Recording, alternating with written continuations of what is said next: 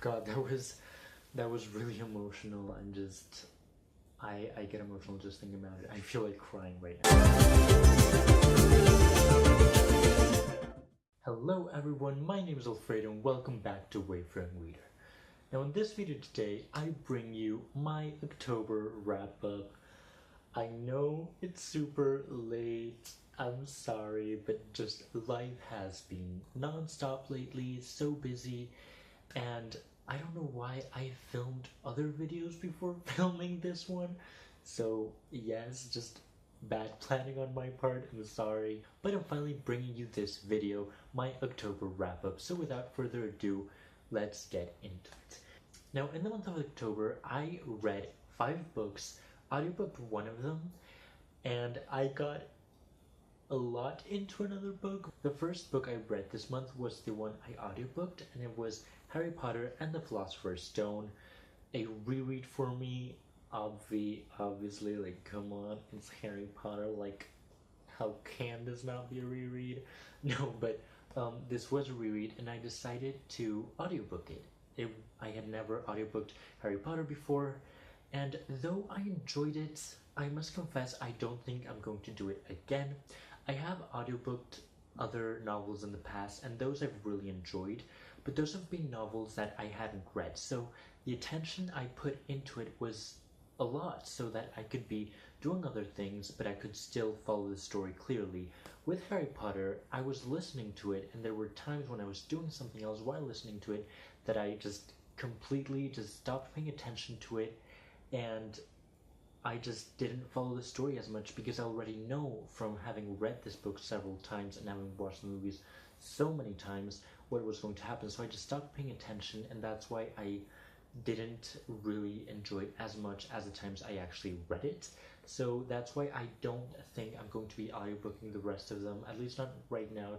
Still, it's Harry Potter, 5 out of 5 stars. The next book I have is a new release, and if you've watched my book haul, I've hauled this, and that is One Dark Throne by Kendare Blake. Now, this is a sequel to Three Dark Crowns. I flew through it. I loved it so much. I do think I enjoyed a little bit more Three Dark Crowns, but this one was still really enjoyable, and just the plot twists were just what? I was just like gasping and just like I couldn't believe what was happening. I really enjoyed the interactions between the sisters, which we didn't get that much in the first book, and just how it evolves and how the sisters just kind of develop and how their characters expand and how we expand on secondary characters that we barely touched on in the first book. So it's very interesting. 4 out of 5 stars. I love this book. It was so good. I'm not going to give us enough spoilers because it's spoilers, but Three Dark Crowns is the story of this island, Fenbyrn, where with each queen triplets are born, and these triplets, when they turn 16, they have to fight to the death to see who rises to the throne, and each triplet belongs to a different faction, the Naturals faction, the Poisoners, and the Elementals, and so yeah, they have to fight, and this is a sequel to that. So yes, 4 out of 5 stars, really enjoyable. The next book I read in October was another new release, and it was A Silver Mask, the 4th book in the Magisterium series by Holly Black and Cassandra Clare. And I did not enjoy this. Like, I loved The Iron Trial, and since then it has just gone downhill. I gave this a 3 out of 5 stars on Goodreads, but it's actually a 2.8. I haven't done a review yet on Goodreads, but I do plan on doing it, so I'll be linking that below once it's done.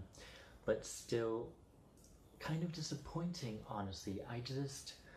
I felt very underwhelmed. It lacks complete world building, and that's something that is killing me, because the first book had this perfect balance of world building and action, and then since then the books have been non-stop action and no world building at all, and they just throw things at us. There was romance in this book that came out of the blue that made no sense whatsoever, and just things just didn't make sense. The books keep getting shorter, and that's something I hate with series.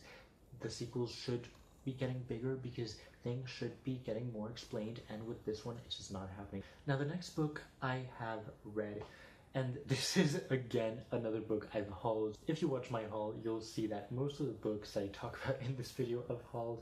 And the next one is Verdammt starke Liebe von Nussmann Dicht, die wahre Geschichte von Willi G.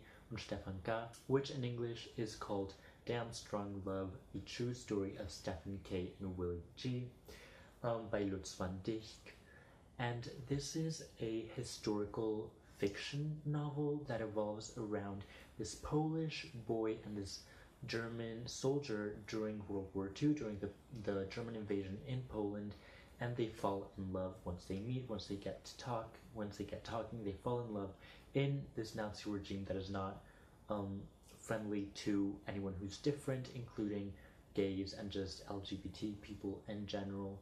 So it's their story. It is a true story. It is novelized though, but it's still the true story of these two people. They existed, and it was heart-wrenching. I must admit, in the beginning, and I'm getting all emotional just thinking about it. In the beginning, I was like, this is too happy. I'm not getting a sense of threat here from the Nazis, but by the end of it, it goes the way you kind of expected to go with Hitler's regime, and it's just really tough reading it because the ending, it breaks your heart. I'm just not lost for words because this book just truly broke me, because to think that if I would have been born in that era, I would have been submitted to the same treatment is just completely just bonkers. But again, just really powerful novel, 5 out of 5 stars. This being a true story, it kind of has that added sadness and punch that you can't escape. I really recommend this, especially if you're looking for like gay historical fiction, or just World War II fiction that is different from what's out there. And then the last book I read this month is one I have the dust jacket for here, and that is Turtles All the Way Down by John Green. I don't have the book right now. Yes, it's a poster. British accent just out of the blue. But I don't have the physical copy right now with me because I lent it to a friend because I was like, oh my god, I bought this book, and she was like, can you lend it to me once you finish it? I was like, yeah, sure. I just loved it so much, I gave it to her right away. So I only have the dust jacket here. I have done a non-spoilery full-length review of this book, so I'll be linking that down below, so I won't go much into it. 5 out of 5 stars. I love this book. I have some problems with the synopsis. That is the only problem I have with this book, is the synopsis, but I'm not going to go into it. Just go watch my review for that. Just know that I love this book, 5 out of 5 stars, and the mental illness factor for this and the representation was just so real, so raw, so direct, that it was just so good. And those are technically all the books I read in October. However, 2 weeks were left of October when I finished 4 of the books. So I decided to start, since Halloween was going to come up, with It by Stephen King. I've talked about this in my book haul because I've also hold it in my Halloween recommendations video, which I'll be also leaving the link somewhere. And I started to read this and I was really enjoying it, but this baby came along and I was like, I have to read it because I need to. It's just looking at me. It was like, come on. It was on my shelf and it was just looking at me and staring at me. It was like, read me. Like, I've got great reviews on Goodreads. People are raving about me. You want to read me? So I was like, okay, I'll read you. So I stopped reading this and I began reading this. And doing that kind of broke the rhythm I was having with it, which was a really good rhythm, and I was hopeful to finishing it, but I didn't. In the end, I just decided to audiobook it because one of the things about me as a reader is that if I take too long with a book, and this usually happens with really long books, but it can happen with just books that are really slow paced, I get really anxious because I'm like, I've got so many books on my shelf and I'm taking forever to read this book and I'm getting anxious. And so that normally leads to me DNFing the book.